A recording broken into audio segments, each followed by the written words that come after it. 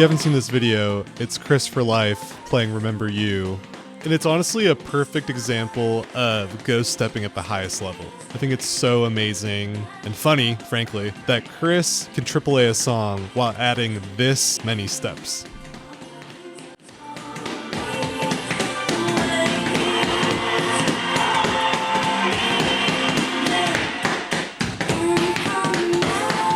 Another player that comes to mind who adds a crazy amount of ghost steps and is still one of the best players in the world is Flash. Flash often takes advantage of the giant jump window in ITG or Stepmania and treats jumps sometimes as if they're trills or notes with 30 seconds in between them.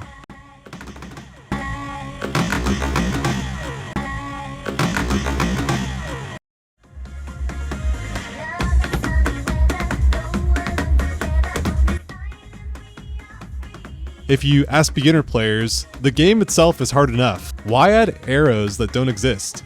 I wanted to show off a Quint I just got recently and just kind of talk over it so you could see how I use ghost steps to basically get all notes right in that 15 ms window that we're all trying to do.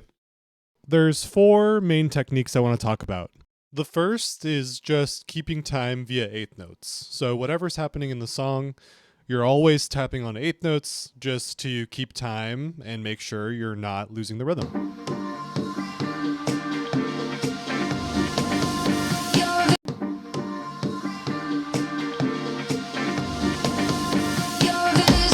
The next one is what I'm going to call holds as rolls. So anytime there's a hold note, holds don't need to be held the entire time in Stepmania. You can actually let go for a short amount of time, repress it, and it'll continue giving you credit for as having held it the entire time.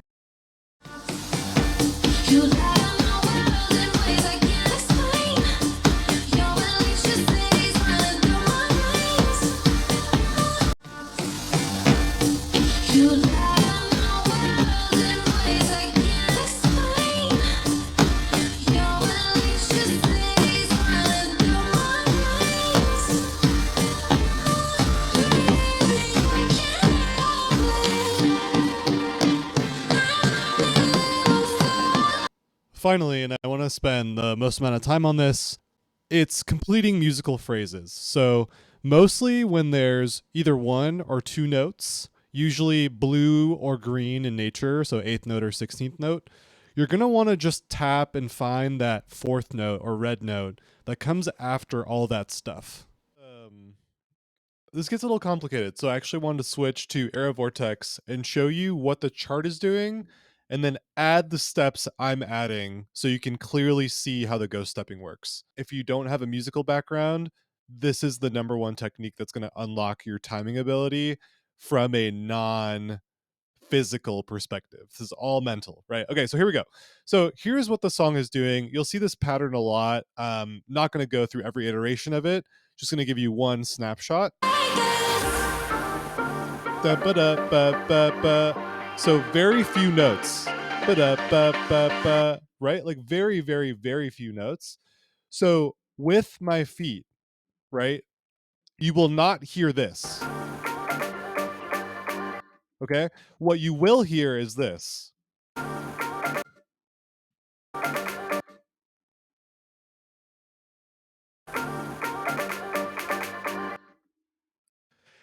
You understand how next level thinking this is, right? So like it like to normies who don't really think a lot about dance games and like look at somebody playing and they're moving real fast and it's like that's really impressive. Okay, yes, it is really impressive, but also the things that we do at a certain level, it's kind of fascinating, isn't it? So this is what I'm not saying that these arrow taps are all like this. The directions, the buttons, I don't know. But this is in my head rhythmically how I'm processing this information. So let's go back to the Only You Quint.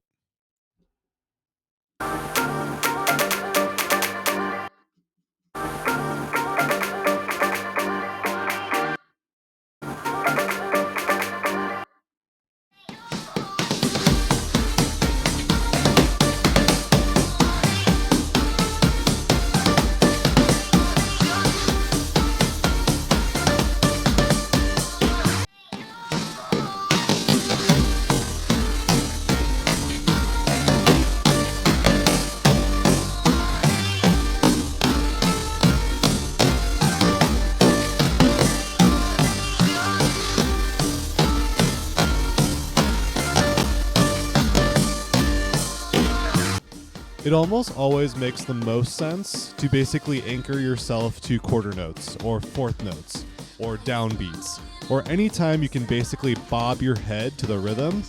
Those are the notes you want to add and make sure that you're staying anchored to.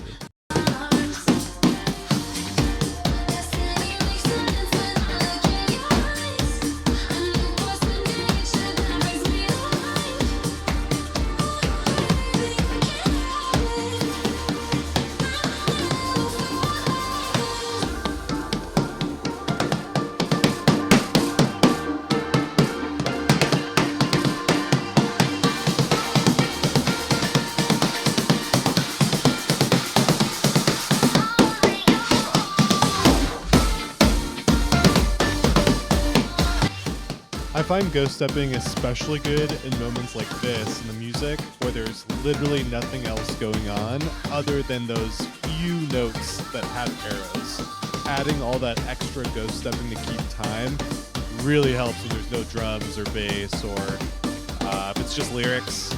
Really, really good.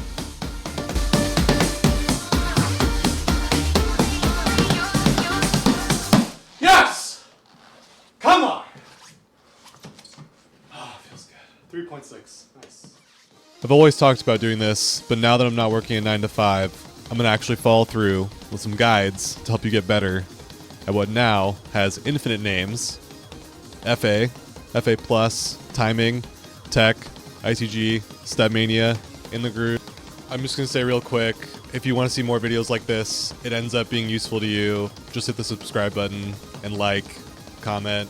All these algorithmic things help show me that you want more of this stuff.